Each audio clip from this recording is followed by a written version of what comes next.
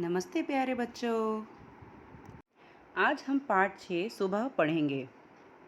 विकलांग व्यक्ति जीवन में निराशा का अनुभव करते हैं। उन्हें लगता है कि वह अपने जीवन में कुछ नहीं कर सकते। उन्हें दूसरों के भरोसे ही जीना पड़ता है, लेकिन ऐसा नहीं है।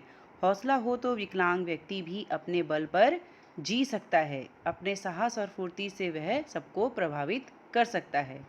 इस पाठ में आपको पोलियो की बीमारी के बारे में बताया गया है। पोलियो एक ऐसी बीमारी है जिससे बच्चे विकलांग हो जाते हैं। बच्चों को इस बीमारी से बचाने के लिए उन्हें पोलियो की दवा पिलाई जाती है। इस सच्ची घटना में पोलियो विकलांग बालिका रेशमा अपनी सूझबूझ और साहस से काम लेती है। उसकी शारीरिक कमी उसके इरादों में कभी बाधा नहीं बनी। वह जिंदा दिली एवं परिश्रम से अपना जीवन कैसे जी रही है, इसी चीज़ को इस पाठ में आप बताया गया है। तो चलो हम लोग अब पाठ स्टार्ट करते हैं।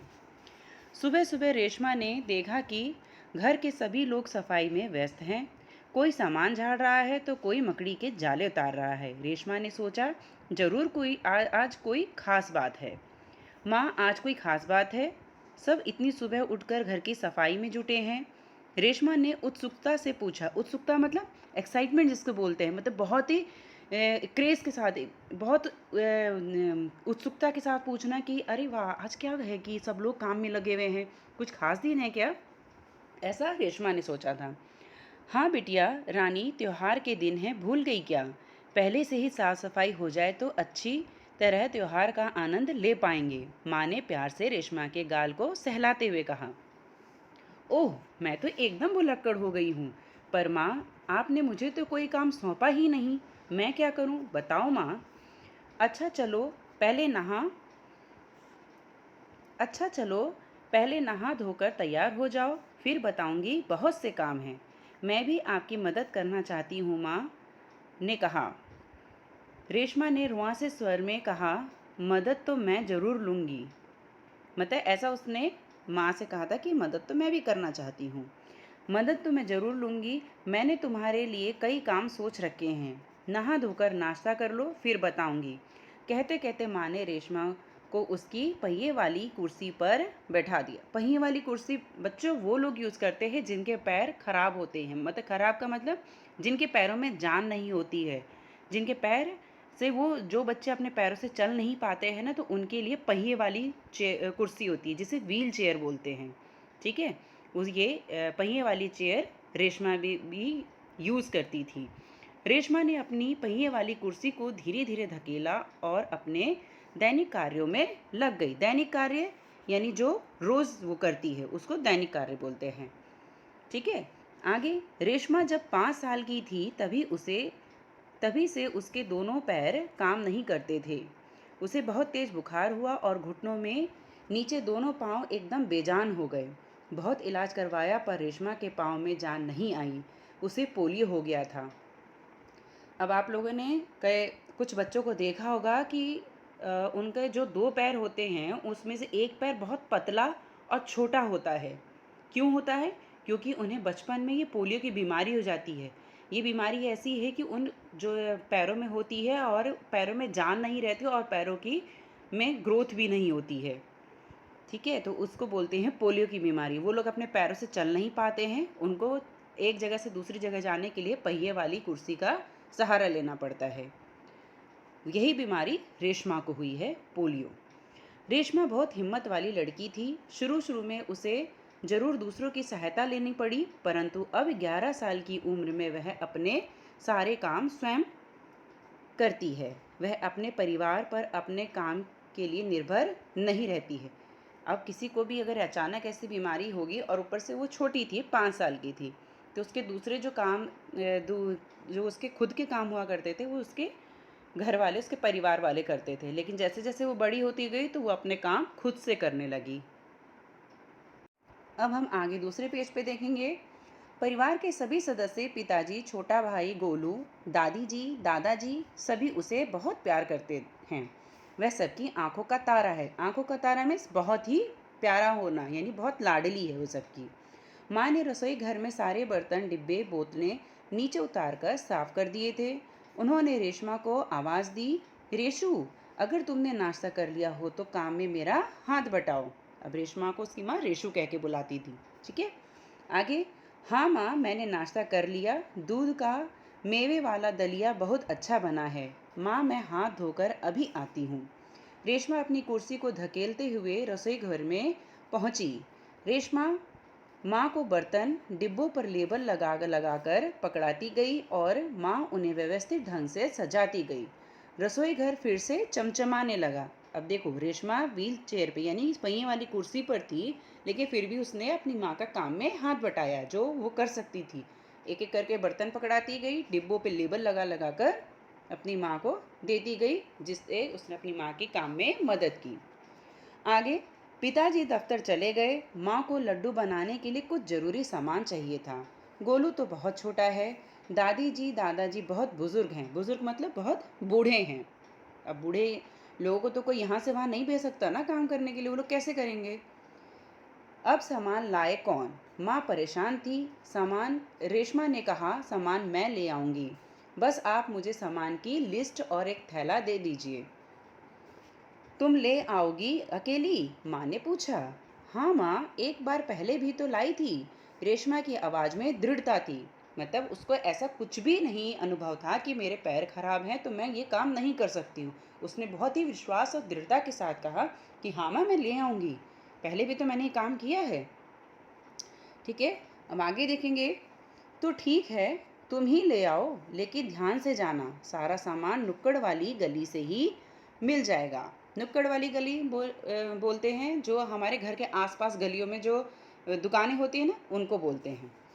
थोड़ी देर बाद रेशमा सारा सामान लेकर लौटी। उसने गोलू को आवाज़ दी, गोलू, ये लो, तुम्हारे लिए टॉफ़ी लाई हूँ। गोलू टॉफ़ी पाकर खुशी से उछलने लगा। कुछ ही दिन बीते थे। एक दिन शाम को रेशमा का घर दियों के झिलमिल प्रकाश से जगमगाने लगा। पूरा मोहल्ला जगमगा रहा था। जहाँ रोशनी ही रोशनी थी, क्या ज़मीन क्या आसमान। दादी जी ने बताया कि दीपावली अंधेरे पर उजाले की जीत का त्यौहार है। बुराई पर अच्छाई और असत्य पर सत्य की सदा जीत होती है। आप लोगों को पता ही है हम लोग दिवाली क्यों मनाते हैं, क्योंकि उस दिन राम जी घर अपने लौटे थे वनवास काट के, और बुराई पर अच्छाई की जीत के खुशी में मनाया जाता है, क्योंकि वो रावण को हरा कर भी आए थे। ठीक है, इस दिन रावण को पराजित कर राम अयोध्या लौटे थे, है ना। उसी खुशी में यह त्यौहार मनाया जाता है। रेशमा और गोलू बड़े ध्यान से दादी जी की बातें सुन रहे थे।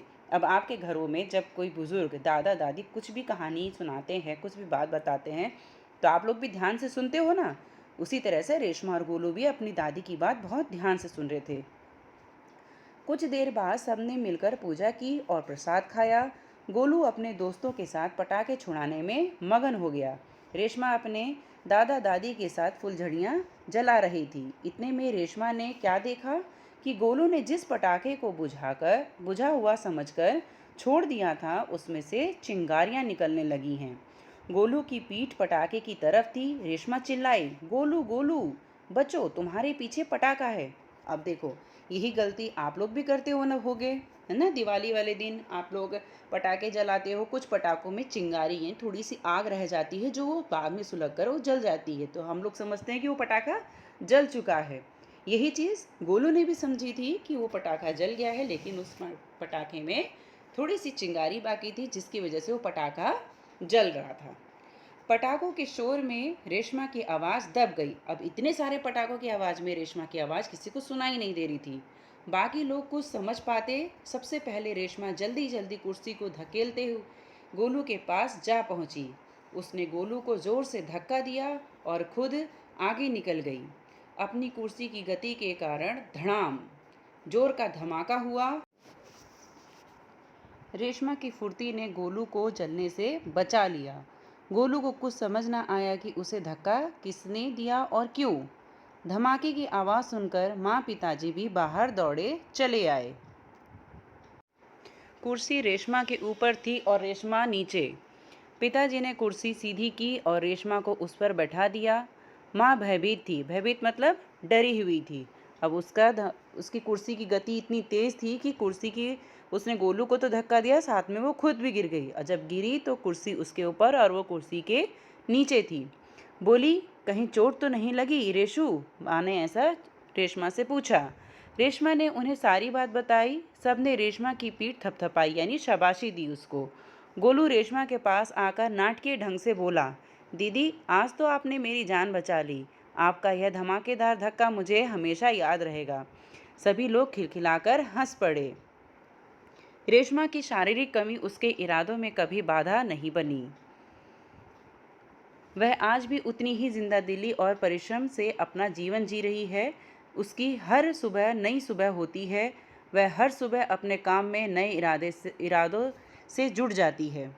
तो देखा बच्चों, विकलांग होने के बावजूद भी रेशमा कितनी जिंदादिल इंसान थी, कितने जोश के साथ, कितनी उत्सुकता के साथ, कितनी दृढ़ता के साथ, विश्वास के साथ अपने सारे काम करती थी। तो इसी पाठ से आप लोगों ने क्या सीखा कि हमारी शारीरिक कमी कभी भी हमारे काम करने की दृढ़ता, जोश को कम नहीं कर सकती। अगर हमारे अंदर दृढ़ संकल्प है, काम करने का उत्साह है, विश्वास है, तो हम कोई भी काम कर सकते हैं। कोई भी काम कर सकते हैं का मतलब है कोई भी अच्छा कार्य, ऐसा काम जिससे किसी को हमारे द्वारा नुकसान ना हो, चोट ना पहुँचे।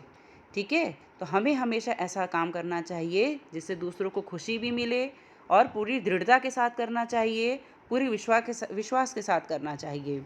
कभी भी ऐसा नहीं सोचना चाहिए कि ये तो काम मैं कर ही नहीं सकता। रेशमा भी ऐसा सोच सकती थी कि ये काम मेरे से नहीं होगा क्योंकि मेरे दोनों पैर खराब हैं, लेकिन रेशमा ने ऐसा ना सोचकर उसे सकारात्मक रूप में लिया अपनी ज़िंदगी को कि मैं हर काम कर सकती हूँ, मैं किसी भी से भी कम नहीं हूँ। ठीक है, अब मैं अगली वीडियो में आपको इस पाठ का अभ्यास करवाऊँगी। तब तक के लिए धन्यवाद।